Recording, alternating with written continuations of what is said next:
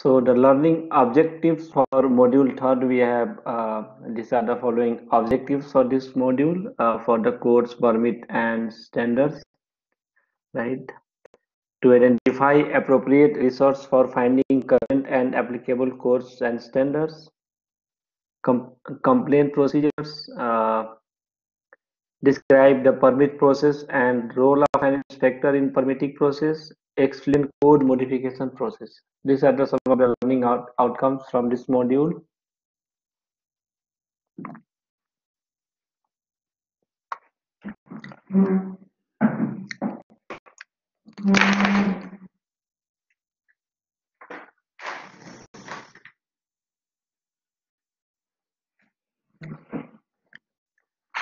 Moving on to the topics now directly. The first we are going to start with the course and standard.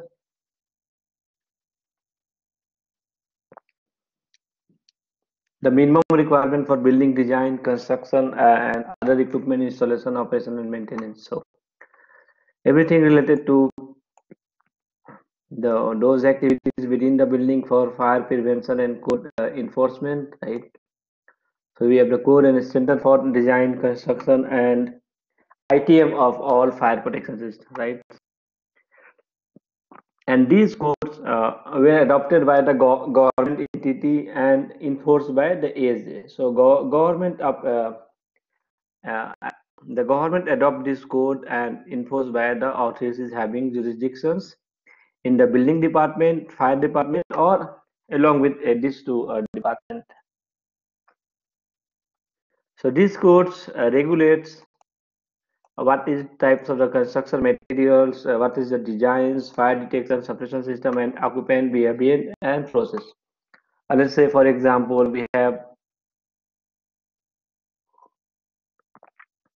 life safety code, we have fire and detection NFPA 72, building construction types NFPA 500, 5000, and then we have the fire codes, right? So this course start from all the way from the design and to occupant behavior and process within the facilities. Must be current and consistent to provide the desired level of protection established by the authorities, right? So the code which they are going to use, they must be the latest edition, right? Let's say for a fire pump, we have now 2019 module. So we have to follow 2019 module, not the previous one, which is 2016 module. For all the upcoming projects, not for the one which is in existing since long time before the coming of these codes.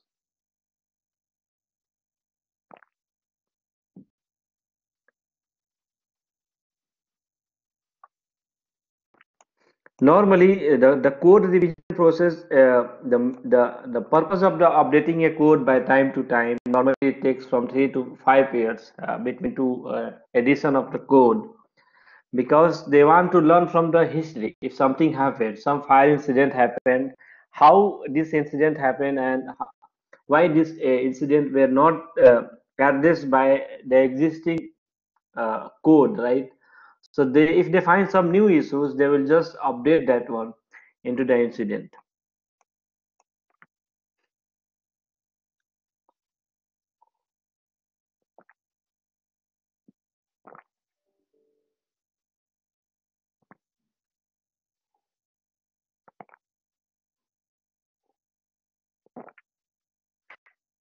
So now we have the comparison between codes and standard, right?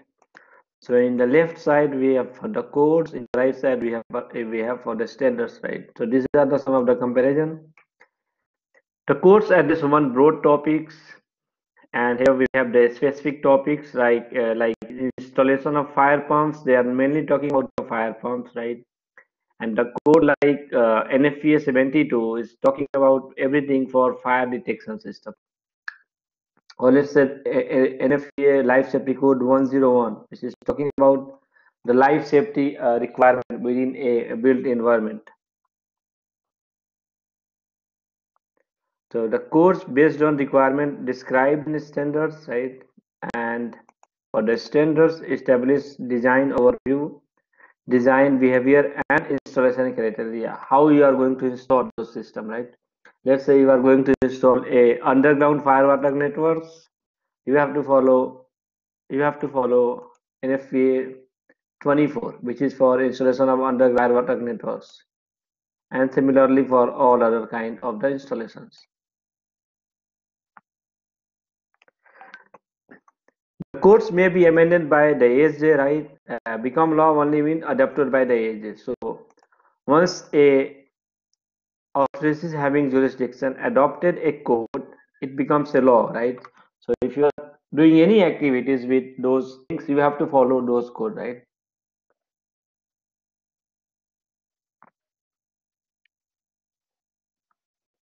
The codes have the force of law been adopted, and the standards developed through a consensus process, right? Something happens in the and which is not protected by this one, then they might go for the revision by time to time.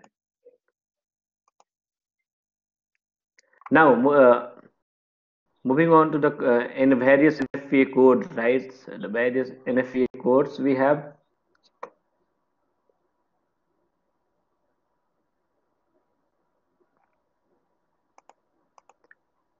So, So Mr. Rabi, yeah, Alaikum so Assalam. uh, the standard included in the code, is that right? Yeah, exactly. The code says follow this standard for the installation of this equipment, like NFPA 20 for the fire pump, 24 for the underground fire water networks, 13 for the sprinkler system. It should be trailed by Life Safety Code 101 or International Building Code, Saudi Building Code, Mm-hmm. Saudi Fire Code, and so on. Those are the codes. And the standards tell us for the specific subject how you are going to install, design, maintain those systems. This is the difference, basic difference between codes and the standards. A code is a model, right? A set of rules that knowledgeable people recommend for others to follow, right? It is not a law, but can be adopted into law, right? A code says how to do. Sorry, a code means what to do, right? What you have to do for your new project. A standard tell us how to do. No, so now the code says install the fire pumps, uh, IBC or sorry fire code. Now you have to follow the NFPA 20 for the installation of the fire pump. So the NFPA 20 is given the complete criteria regarding the installation, the piping size, suction condition, discharge condition, all the devices, how to install, how to size, how to design, everything you can get within that one. So here we have some of the standard which we can extinguish from code and standard, right? NFPA 1, which is the fire code, NFPA 30, which and 25, these are the standards, right? It is 13 and 25 is normally talking about installation of a sprinkler system, and the 25 talking about the ITM requirement, which is installation testing and maintenance. ITM is the short form of installation testing and maintenance. NFPA 77 is a recommend practice on static electricities, right, and so on. 78. Moving on to the Life Safety Code 101. Now it is a code, right? So in Life Safety Code, if you can see the following chapters, right? NFPA 101. If you are looking for the chapter within the life safety course, there were the chapter related to performance-based classification occupancies, right? Means of egress, failure of fire protection, building service, and fire protection equipment. So life safety code given the requirement regarding the means of egress, right? What are the failure of fire protection required within those occupancies? They will ask for a sprinkler system, self-fire system, fire barriers, all those requirements you have to follow for the specific standards like NFPA 20, 13, 14, and so on. Then we have the 5000, right? We studied the building construction and safety code. It was the last, I think, this was the fourth module. We studied that one. So it is also a code, right? So they are giving how to, what should be the types of the materials, building construction types, specific fire required, how you are going to install the brick, wall, and all those requirements we can study from NFPA 5000.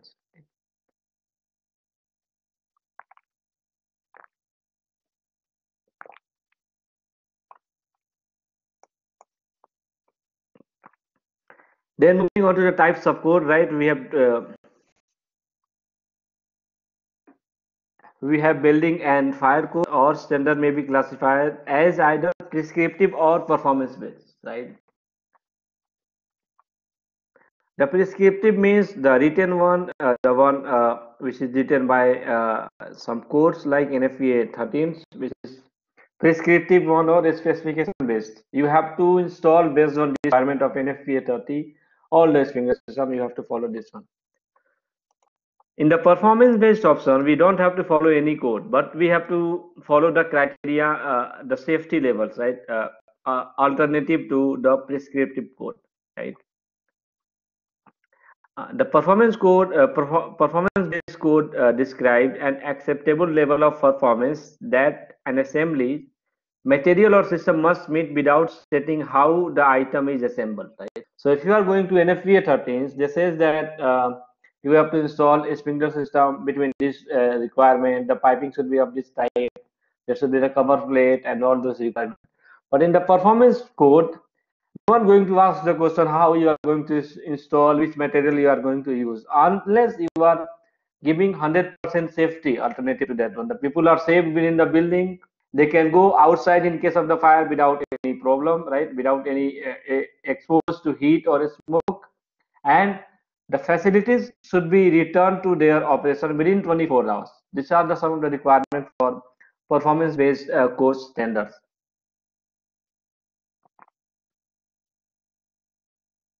A performance-based course standard gives the designer a greater freedom than a prescriptive-based course standard, right? So most of the tall building, the high-rise towers, Shanghai towers, and there are most of the towers in the USA, and if you can see in the Dubai, they are mostly preferring the prescriptive-based code because they are not following the conventional one NFPA code for designing those systems. The only things they have to meet the certain safety requirements.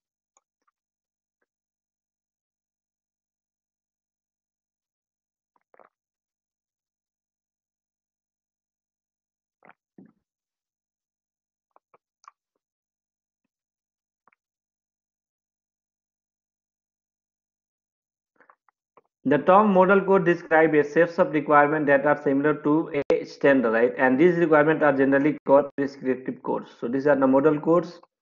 NFPA or ICC, which is International Code Council, develops model codes that contain agreed upon requirement for fire protection, building construction, structural safety, right? Building sanitations, and life safety. So these are the two of the organizations who is adopting, making some of the models code and all for the safety of the occupant within a built environment. Like standards, model codes are only enforceable when the ASA adopt law, right? Those. So, like Saudi Arabia is not following British standards, right? So we are not going to follow BS standard. With the, mostly the UK, in those areas they follow the British standards, right? So here in the Middle East we are following the NFPA. So we our ASA adopted NFPA code, so we are only limited to those codes only.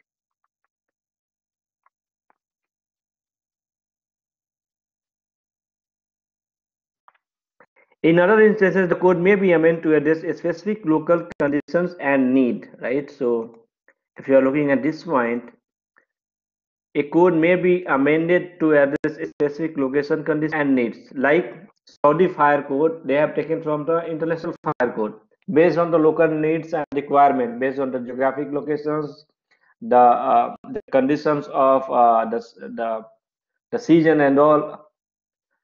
They have just taken the right from the IFC to modify some of the requirements based on their local requirements.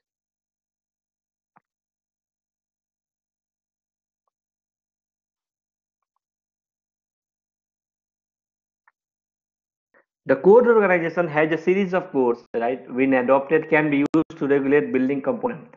Like we have the structural code, mechanical, electrical, and plumbing codes, right? So as well as fire and life safety codes. Mechanical means it should be ASME, ANC, and electrical means something like National Electrical Code. plumbing code, and life and fire safety code.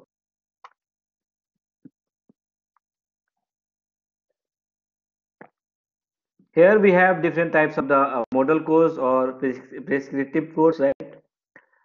In the Canada, they are using the National Fire Code of Canada and National Building Code of Canada. So they are not following uh, the code which is IBC, International Building Code, or IFC. They have their own code requirement into that. Now, the ICC, the International Code Councils, have written two codes, which is International Fire Code and International Building Code, IBC, IFC. The last we have the National Fire Code, right? They have following codes requirement. They are on NFPA 1 is for the fire code, NFPA 101 is for the life safety code, and NFPA 5000 is for building construction and safety code.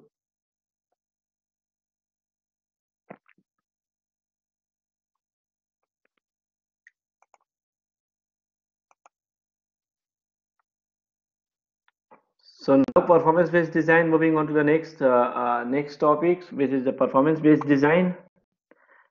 Is address unique building or process, right?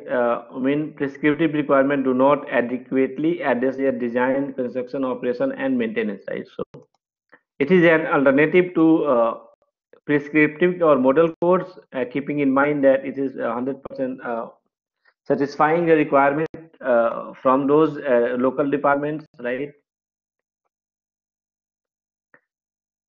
The solution must provide a safety and dependability level that is equivalent to superior to the model code requirement, right?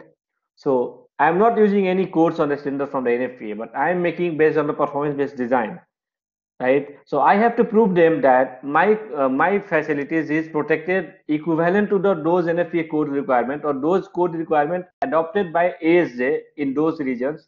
It is equivalent to that, or maybe it is higher than that, right? We have to show this to the fire department or to the ASJ that my building is protected much more higher than or equivalent to the model code or prescriptive code.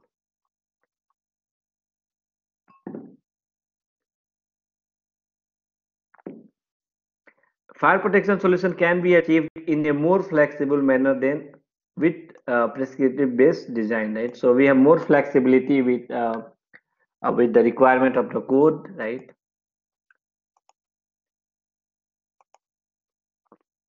So we have one example regarding those performance based design, right? And normally in the high-rise building, when there is a fire, total evacuation of occupants may be unrealistic and unnecessary during the initial phase of the fire growth, right? When the fire is growing, we cannot take total building completely at one time, right?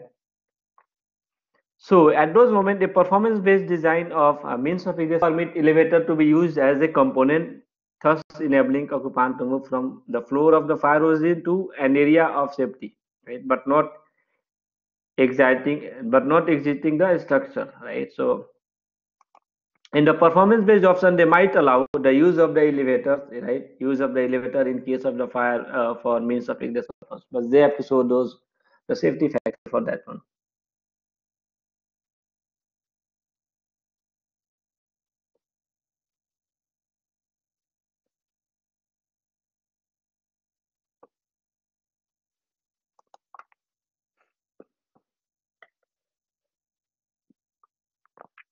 The inspector should be familiar with those model codes and standard data reference in adopted code, right? So they should be familiar with all those standard which is referenced in adopted code, right? So if a ASJ adopted IBCs, right? IBCs, so all those in the codes recommended in the IBC like NFPA 10 for the fire extinguishers, NFPA 20, NFPA 24, 25, and so on. They have to be familiar with all those codes, right? Elements of adopted electrical, plumbing, and mechanical code that reference the fire code or referenced by the fire code are also important, right?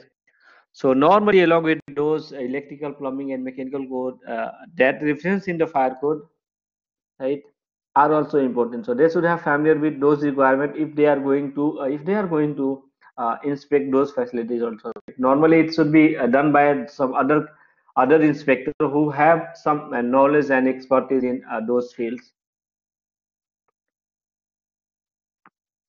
In most of the cases, the inspector maybe have to right meet the requirement of multiple codes, right? So some of the inspector need to have knowledge of multiple codes, right? Like let's say we have they are familiar with the IFC, which is International Fire Code.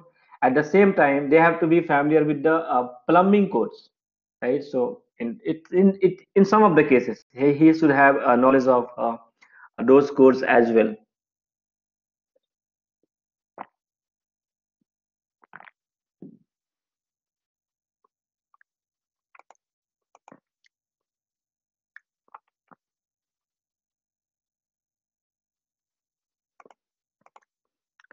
The inspector, right, the fire and safety inspector, right, he should have knows that which NFPA edition they are going to use, right?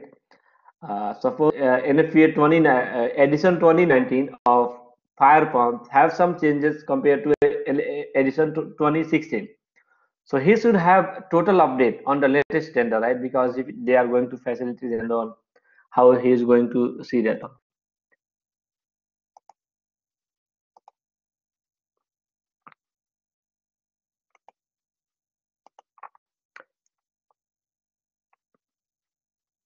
Most of the model codes are revised on a regular basis, right? Every 3 to 5 years. So normally the code or standard, even the standard or code, they used to revise between 3 to 5 years. The NFPA standards and code, they used to change it by 3 years time, right? We have 2019 edition now for we have 2019 edition now for the fire code, and the next one will come in next one will come in 2022, right? So this is the way they used to revise it by time to time.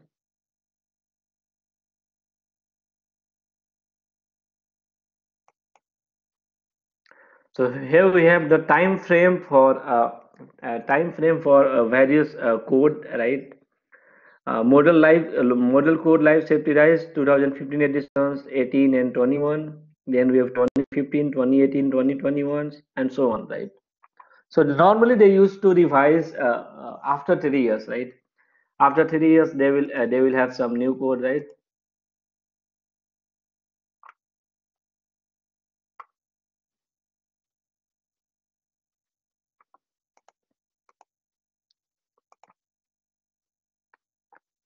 Now moving on to the next one, we have done standards, right?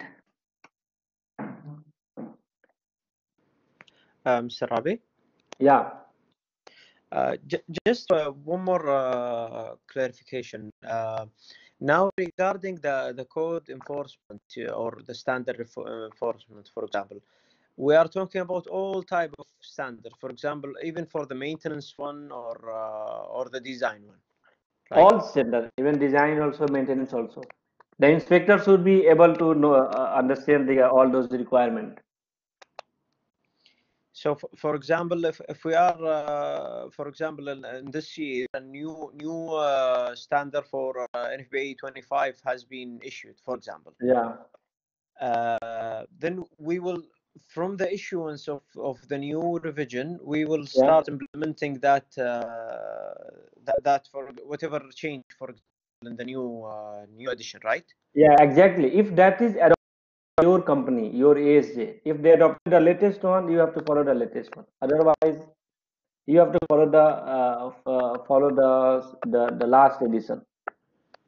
So not necessarily, even if NFPA, for example, released 2020 edition, for example, if, for example, the AHJ did not adopt that one, then we will not follow anymore. Yeah, exactly. You are only within the ASM profile. You cannot go for the next level. Okay. This must be adopted by the ASJ before. Most of the cases they used to adopt by time to time, but you have to be familiar with that, which code they are going to adopt. So we will still follow, for example, the previous one until the AHJ adopt the new one. Yeah, exactly. Clear. So now for the standards we have, right? This is a standard offers inspector a guide to practice and design that has been proven successfully, right? You can see we have ASME A17.1, right? It is safety code for elevators, right? Safety code for the elevators, right? And the escalators is a result of a standard developed over past centuries.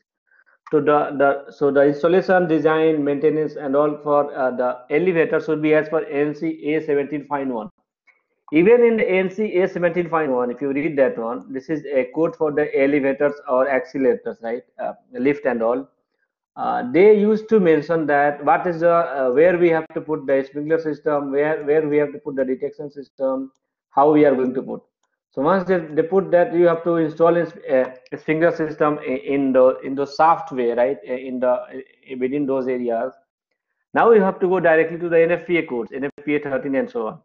So this is how we have to work with the multiple codes. We have the we have the say, lift elevator code or escalators code, right? The most common accepted standard making organization in North America is we have the NFPA, right? We have the ASTMs, and then we have the UL, which is Underwriting Laboratories, and then American National Standard Institute, which is ANSI, ANSI. Normally, ASTM is the company. ASTM is the organization who gives the a specification about any product or material. Let's say this is a fire barrier, right? So the ASTM will have requirement this fire under fire load test shall less than 2 hours of continuous fire exposure without any breakage into those wall or fire, into the door. So ASTM given the specification for the product manufacturers, right? How you are going, if you are going to manufacture some product, how you are going to supply the ASTM requirement.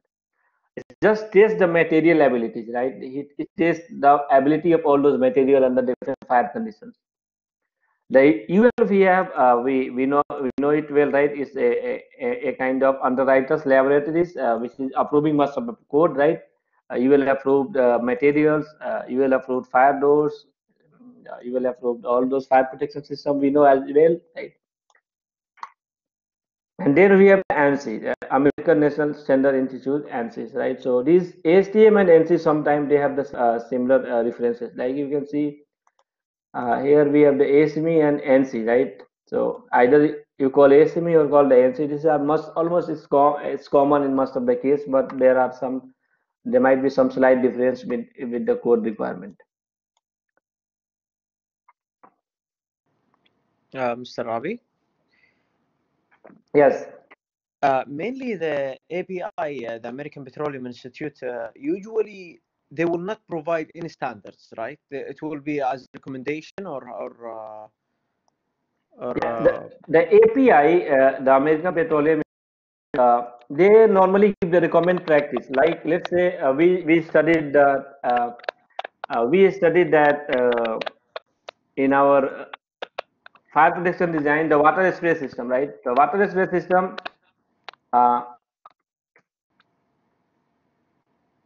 So API have some recommend which called RP for the recommend practice.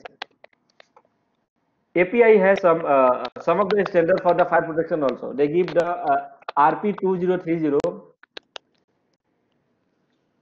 RP 2030 is for the is the recommend practice for the water spray system. So now even the API is also saying you have to follow this and this kind of the design criteria, but you have to install those water spray system as for NFPA 15. They will again send us to the NFPA 15. But API is mainly giving their hazardous condition within those facilities, like fire protection in refinery. There is some API guidelines, but those guidelines will give you directly send you to the NFPA standard how to protect that one. They don't have any requirement for that. Okay. They will just address the hazards, yeah. Sometime I think they will exceed, or for example, the density for specific equipment. For example, the water spray system. They Yeah, would exactly, set some exactly, recommended exactly. Yes. densities for the Yeah, spray, for example, yeah, exceeding the NFPA one. yeah. Sometime they used to exceed NFPA. Yes. But again, if you are going to install that one, you have to follow the NFPA 15 for water spray system. They're mainly talking about the problem occurring within the petroleum industries, right? And those industry, how you are going to protect and how you are going to install, you have to again come to the NFPA 15. Sorry, NFPA codes and all. Okay, but again, if it is, for example, not those API, for example, recommended practices is not adopted for example, the HJ, then it is just a recommended practice. There is no mandate to follow those. Yeah, most of the time, all of the ASA follow the NFPA code only. The API is giving, the hazardous condition within a refinery and how you are going to protect that one. Yes, of course, they are giving some design density and all, but most of the time they are almost equal based on NFPA 15. But in case some ASD says we have need this design density based on the API, then you have to follow that one. Okay.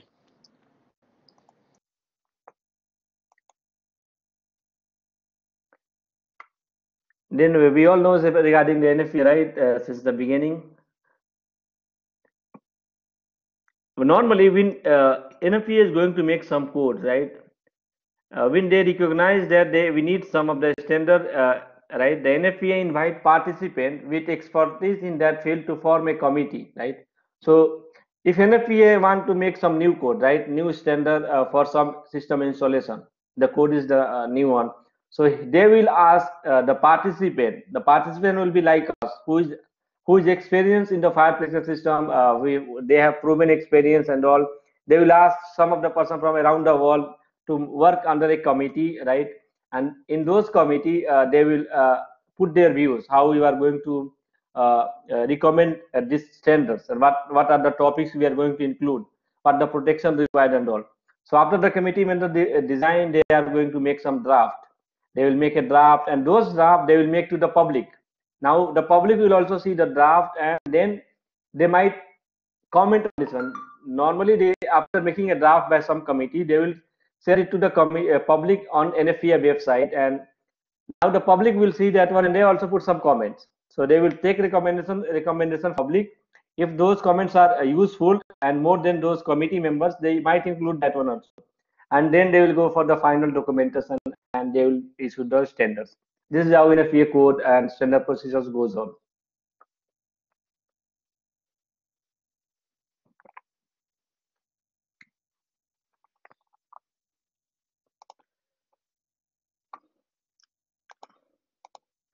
All those, there are more than thousands of NFPA code and standards.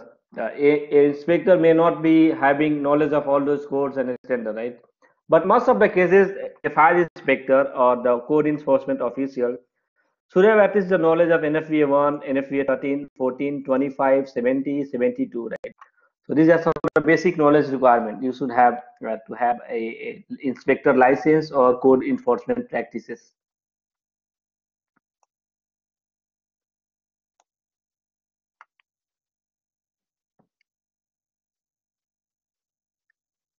Then we have American Society for Testing Materials, right?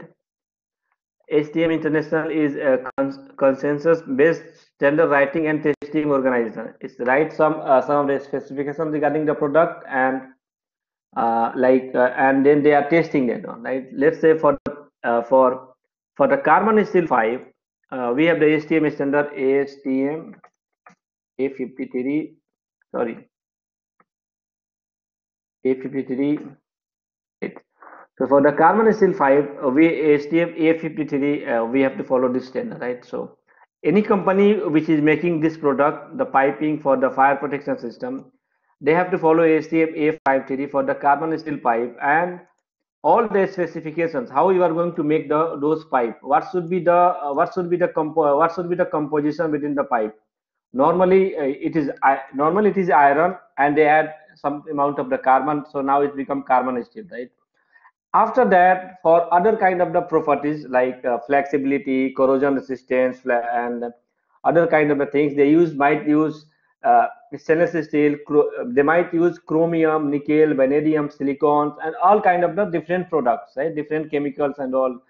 We call it alloy element. Like if they add in the carbon steel pipe like chromium, which is more than around more than 11%. Now it will become a corrosion resistant material, and we call it stainless steel. So stainless, meaning of the stainless is corrosion. Stain means corrosion, and stainless means resistance. So it is a corrosion resistance material. Similarly, there we have a, if you can see, we have E84, right? The standard from the ASTM. E84 is for the standard test method for surface burning characteristics of building materials, right? E101 is for test method for fire test of roof covering, right? If you are installing the roof covering for your project, all those products should be specified and approved as per made and approved as per E108, right? And E119 is, this is for the fire test of building construction, right? If you are making the product into inside your building, you have to follow E119. So any company making some product, right? Let's say a company who is making a fire doors, a company who they are making some of the roof covering or cladding, right? Glass materials, anything, right? So they have to follow ASTM specification to achieve those requirements. Once they made those product, they have to now go for the UL. The next we have the UL, which is underwriter laboratories. They will check those conditions and then only they will approve, right?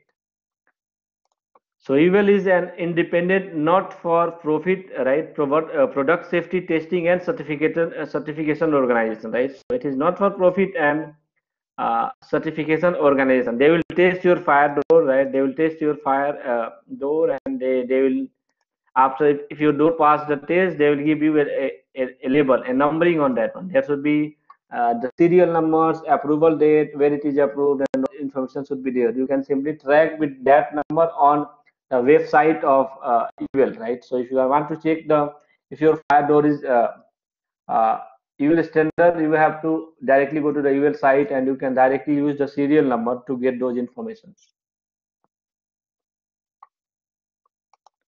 So UL has developed more than 800 standards for safety, right? We have UL 260, which is for the dry pipe and deluge valves, right? UL 268, which is for the smoke detectors, right? UL 299 is for dry chemical fire extinguishers, 300 for the standard for fire testing, right? So if you are making a smoke detectors, if you are a manufacturer of a smoke detector company, you have to follow UL 268 requirement, right? If you are making some detectors, you have, your detector should be made as per UL 268 requirement, right? Then only they are going to approve your products once it's approved. Now the next we have American National Standard Institute, right? ANSI, right? ANSI is a private non-profit organization that administrates and coordinates the volunteer standardization and conformity assessment system.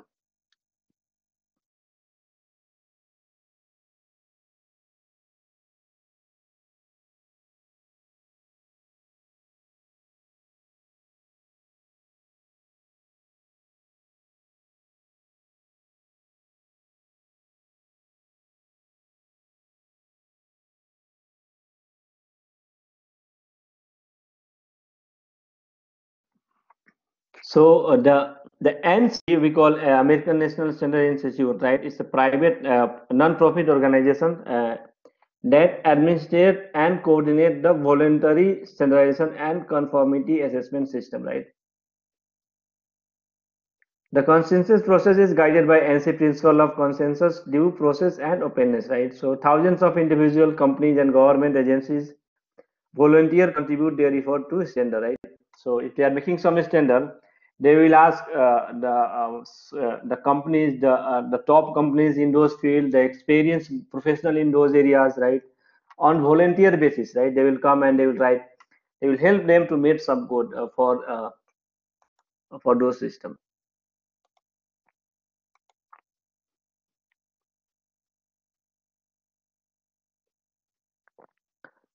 Next, we have the compliance procedures.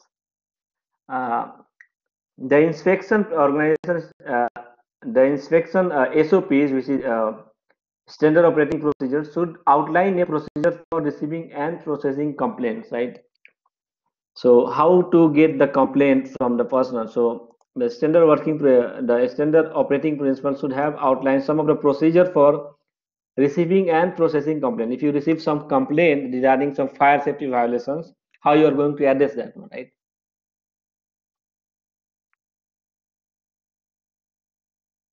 So if some inspector getting some of the complaint, he should act upon his complaint in a consistent manner, right? So there should be some of the professionalism regarding those complaints.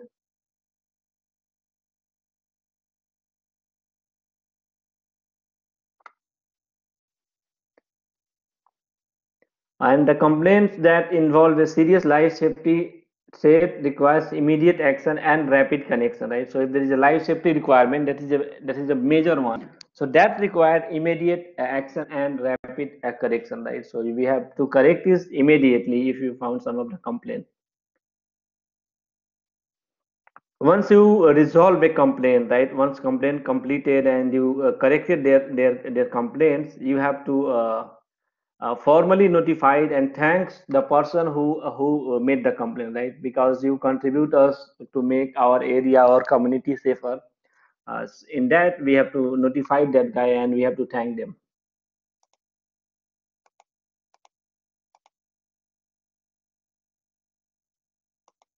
And might you might give some of the acknowledgement, right? Because that guy have that person who have complained, he has contributed to the unity safety, right? So community safety, this guy he is doing some great work for the community, so that to encourage other person into this fire safety procedures.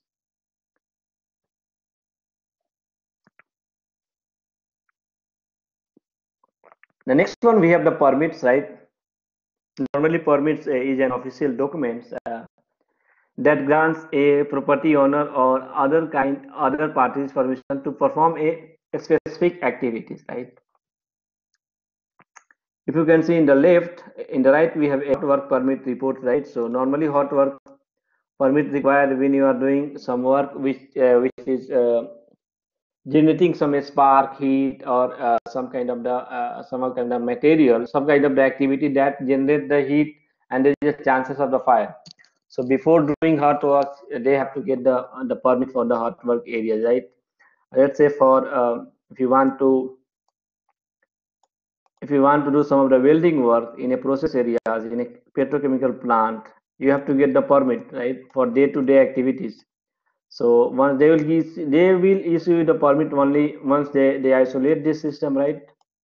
They isolate this system from the remaining one. There is no presence of any kind of the flammable vapors, flammable atmosphere in that. They will close the system, and you have to follow some of the basic requirement to do work in those areas, right?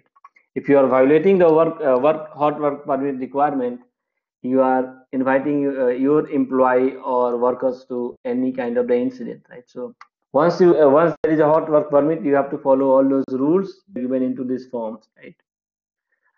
Okay, now normally here we are talking about the permits. We are normally for the inspectors, which they are going for the life safety code, right? So the permit may be obtained for a single event, such as fireworks display, or for a continuing operation or process such as the manufacturing of fireworks, right? Suppose on some occasion, right, you want to do some of the fireworks into the beach areas, right? For that one, you have to take the permit from the fire department team, because at that time there will be some person from the fire department team at those areas, because if there is a fire, right, the fire department trucks and all those team will extinguish the fire. For that, you have to take the permit for any kind of those activities.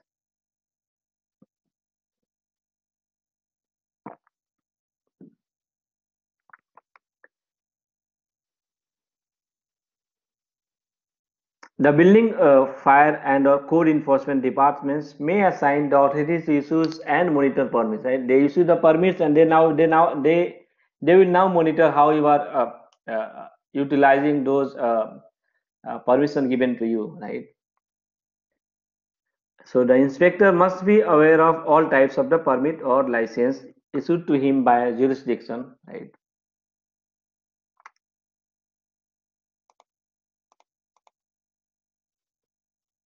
So normally permits are used for two reasons. There are two reasons for the permits, right? The first one we have to ensure that hazardous situation or condition are not allowed to develop within the jurisdictions, right? Without the knowledge and approval of the ASA, right? If you are doing some firework, you have to inform the ASA that I'm doing some kind of the stuff which is some of the hazardous, right? So they will monitor accordingly. The second one we have to enable inspection personnel to verify that the condition meet the applicable code requirement, right? So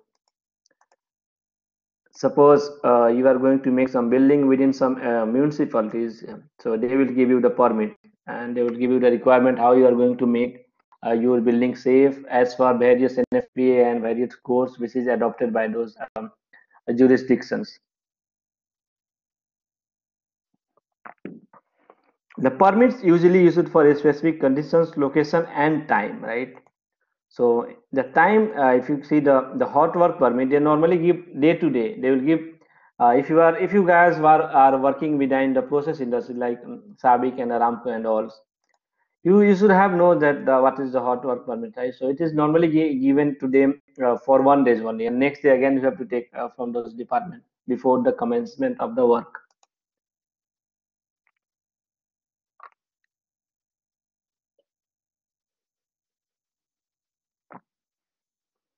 The permit authorized by law the right of entry for the fire inspector at any time to verify compliance with code requirement and the condition of the permit, right? So the inspector might go at any time to any of the facilities which they have permitted within their jurisdictions, right? To check out what is the condition inside at those locations at this moment. Either they are following the rules or regulation or not, they have to look for all those requirements.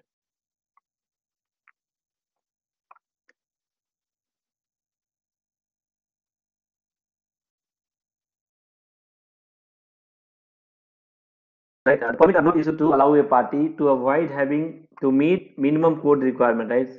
The permit have given to you that you have to meet the minimum code requirement.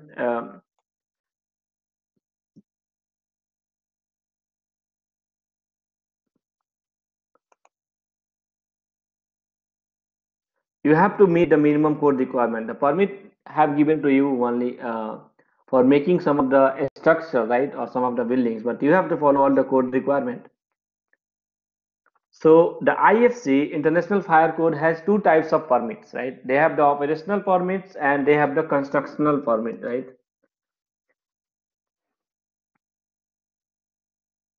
The first one we have moving on to the operational permits, right? So the operational permits allow a person or group to conduct an operation or business for a specified time or until the permit is renewed or revoked, right? So once you got some of the operational permit, you have to renew your permit by time to time, maybe after 3 years for doing some kind of the works and all, right? Typical operational permits related to fire and life safety are used to regulate certain activities, right? So normally they used to regulate those activities under the operational one, right? Regarding the storage, use, disposing and handling of hazardous materials, right? Hazardous operation or processes, temporary membrane structure or large area tent, open burning and all. So these are some of the requirements. These are some of the processes that's happening under operational permits, right? So by time to time, the inspector will go into those areas and they will see what is happening and how whether following the permits or not. If they are not following, they might revoke that one, saying that you are not following the code requirement and you are uh, deviating from the permission which was given by the building code officials. Right? You have to be careful regarding any kind of the changes into those existing facilities.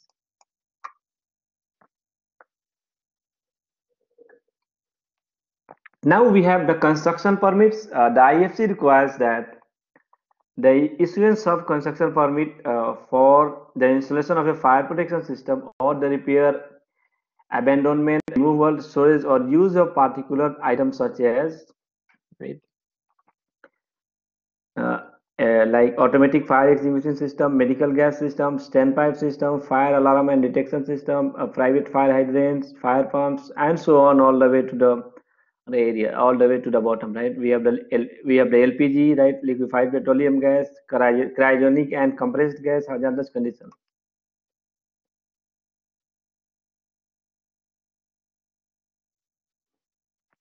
If you can see, if we have a construction permit notice, right?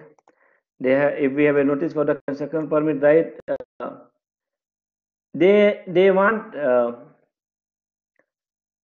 to install a, if you can see the writing, they want to build a new kitchen and BBQ barbecue tables within existing restaurant space, right?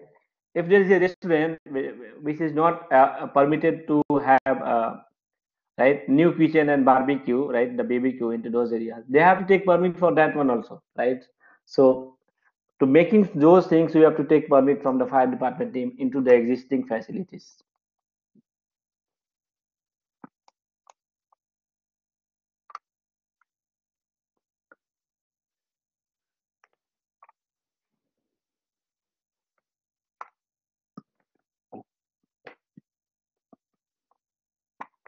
The permit process. Now the next one, we have the permit processes, right? The permit process begin when the property owner or occupant recognize the need to obtain a permit for an operational or condition that will exist on the properties, right? So if you have any existing facilities and you want to modify your facility with some other kind of the stuffs, right, you have to take permit from the, let's say this is a existing office areas, right? Now you want to change some part of the area for a warehouse, right? And what you are going to store, maybe it's some of the flammable and combustible materials, liquid and also. For changing this classification, we have to take the permit from the building department, right? They will come and they will check all those kind of the hazardous condition, and based on that they will give you the permit, or they will recommend you to upgrade the fire protection system based on the new hazard or occupancy classification, right?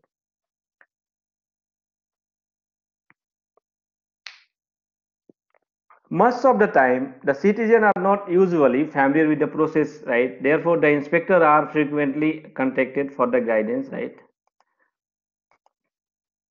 Let's say there is one person who is owner of this office, right, in the beginning, and later on he just changed his office. Half area is in the office, right? Mr. Gentleman, this guy have some office, right, for some work, and after maybe 5 years, he converted the office into the warehouses. So half part of the building is now office, and half part of the building is now the warehouse for the storage of some material.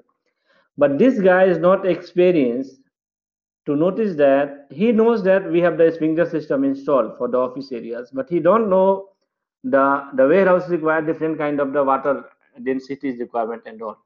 So he might not consult, the building department, and he just did the division, right? So in that case, inspectors are frequently contacted for guidance. This one, the person have to contact the inspector, right, to have the guidance on this kind of the arrangement before converting into the warehouse, right? Because without the knowledge they convert, and if they notice that one, they might revoke their permit, and they are not able to do the business in those areas, right? So it is now up to the inspector. They have to contact the building department teams or the fire department team for all those kind of the processes.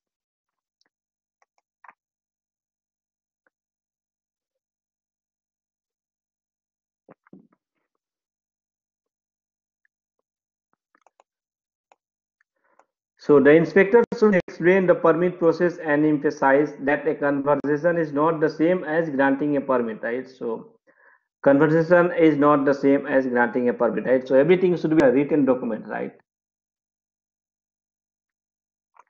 Permit process is detailed in much of the model code or prescriptive code like IBC, IFC, Certified code, life safety code, and so on, which includes steps for processing application, research, and review, right? Issuing permits, evaluation permits, and permit issued in error. So if you are next, we are moving on to the permit application, right? In most of the jurisdictions, right, within a jurisdictions, a property owner who want to a permit, right, must complete a permit application, right? They have to submit a application to those local building departments and the who the ASJ regarding their intent to get some permit for some kind of operational activities, right? So most of the time they have to get there is a fee for the permit, right? You have to pay the fee, right? Most of the time those fees are non-refundable, right? So it is required application is submitted. If you are submitting some permit applications, you have to pay some fees which is non-refundable. So when they are talking about the the United States area in most of the time, because right we are taking those we are following the NFPA code, right? So depend on the types of the permit being sought and local requirement, the applicant may be required to submit additional documents such as shop drawing, constructional documents, plot diagrams, safety data sheet, right?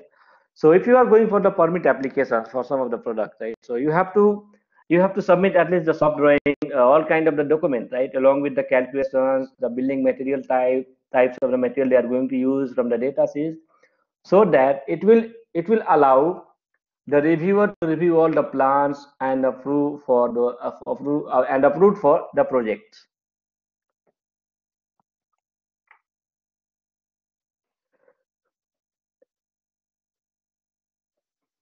Here we have a permit application form from the Miami Springs, city of Miami Springs, right? And here you can see there are lots of information, lots of the checklist, the name of the owners, right?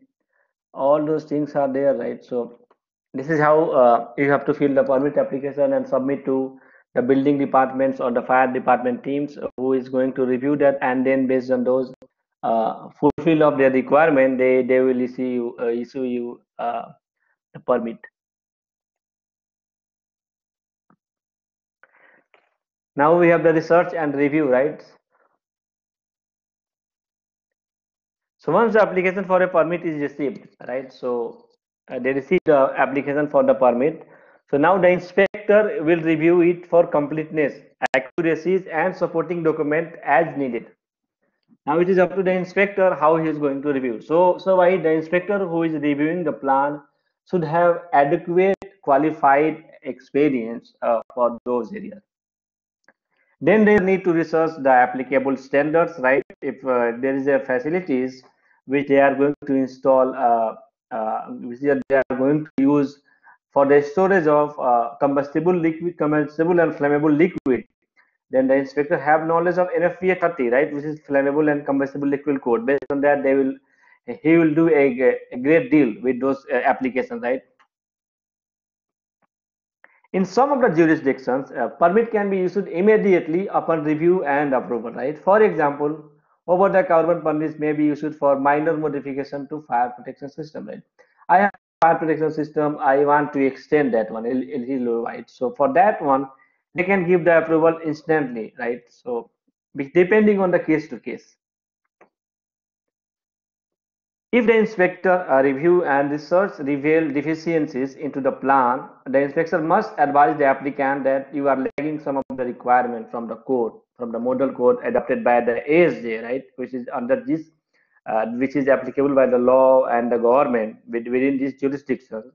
You are not fulfilling those requirements, so you have to uh, review your plan, right? Review your application again, then come back to us, right? So that we can see if there is no any deficiencies, right?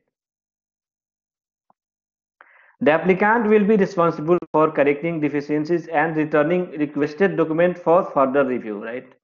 So they have to go again and look for all those requirements based on the code adopted by the local jurisdictions, right? For any kind of modification. For that, they have rejected the plan. And once the inspector is certified that all requirement has been met, then the permit can be issued. That now you are allowed to go and do your business, whatever is your business based on the NFA code requirements.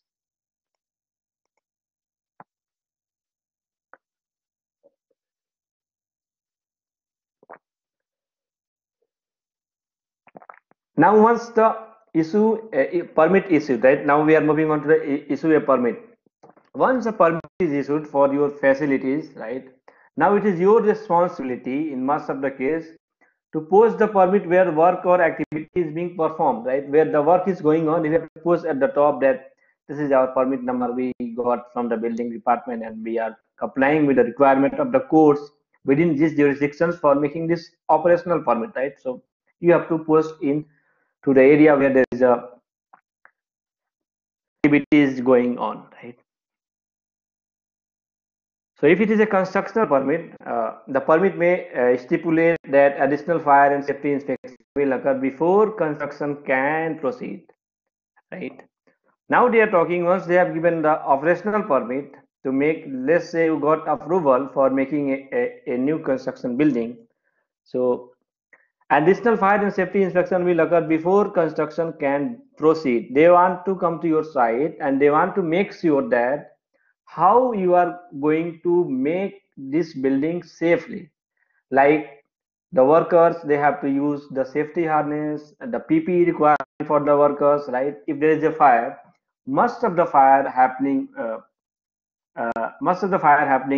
in under construction building is because of the highly, during the construction they have lots of the lots of the debris, lots of the combustible product stored in those areas.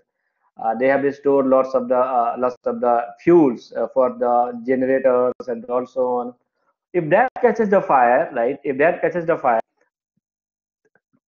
then it is a violation of the safety law. So even though they got the permit, but if it is a constructional permit, the inspection team will come to the site and they will review all the. If you guys remember, we studied in we studied in building construction. I think we studied in building construction module that how to work safely. What is the procedure for working under a undergoing construction building? Right, there is lots of requirement in NFPA 5000 that we discussed.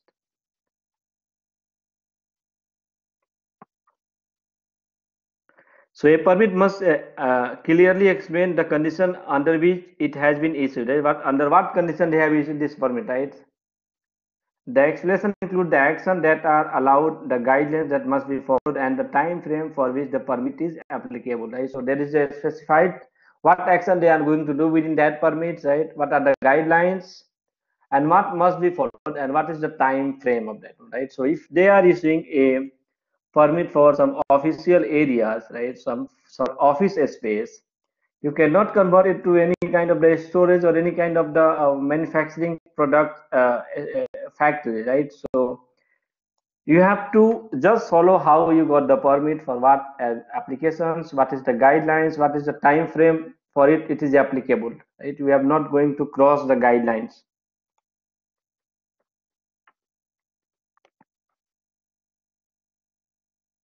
In most of the case, a legislation that grants the authority to issue a permit also specifies time limit for the activity or use. What is the time limit and what is, like, let's say you got a permit for a fireworks. They said you have to do fireworks between 9 to 11 p.m. in the night at this location. After that, you are not allowed to do that, right? So this is how you have to uh, look for the time frame for those permits.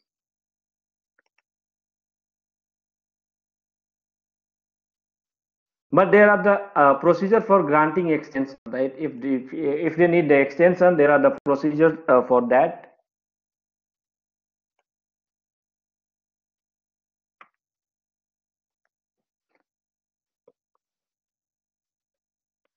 Now we have evaluate permit status, right? We know normally the permit is enforced for the time specified. There are some time for that one they have given a permit, right? So it may be necessary, however, for the permit to be reissued, renewed, or revoked depending on the situation, right? If your permit is going to expire, we have reissued or renewed from the official department, and it might be revoked. Revoked means you are not complying the rules and regulation under which condition they have given you the status, right? Uh, if you are not following the rules, they might cancel your permit process, right?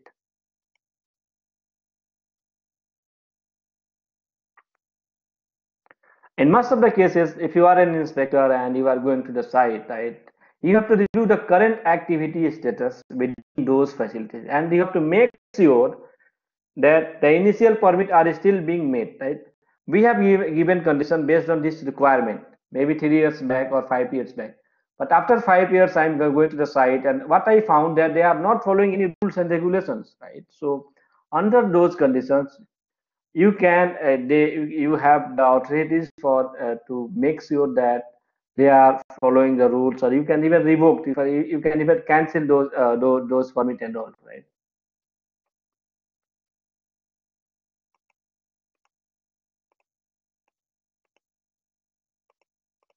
And the inspector or the code enforcement official has right to revoke a permit if inspection reveals that the stipulations in the permit are not being followed. I have given you the permit, right? You have to do the follow some of the activities based on these fire and safety guidelines. But you guys at the site is not following those requirements. You are just deviating from the requirement, or maybe you are not. You just want a approval. Once things approved, now you are not following. Right. So in those conditions, the code enforcement officials have the right to revoke those status.